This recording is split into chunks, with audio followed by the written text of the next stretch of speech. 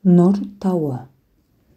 Нұр тауы Меккенің солтүстік шығыс жағында Әл-Харам мешітінен шамамен 4 шақырым қашықтықта орналасқан.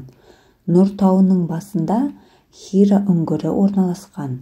Хижраның 610 жылы Рамазан айының қадір түнінде Мұхаммедке, оған Алланың игілігі мен сәлемі болсын, алғашқы Құран аяттары түсті.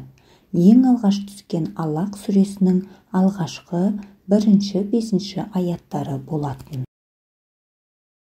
Сәуір тауы. Сәуір тауы Мекке қаласының оңтүстігінде орналасқан. Әл-Харам мешітінен шамамен 4 шақырым қашықтықта. Таудың ең жоғарғы басында үңгір орналасқан.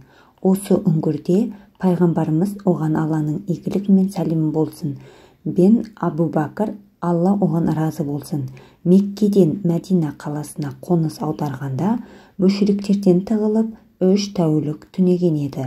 Сол кездегі үңгір әлі сақтаулы. Арнама тіркелуді ұмытпаңыз.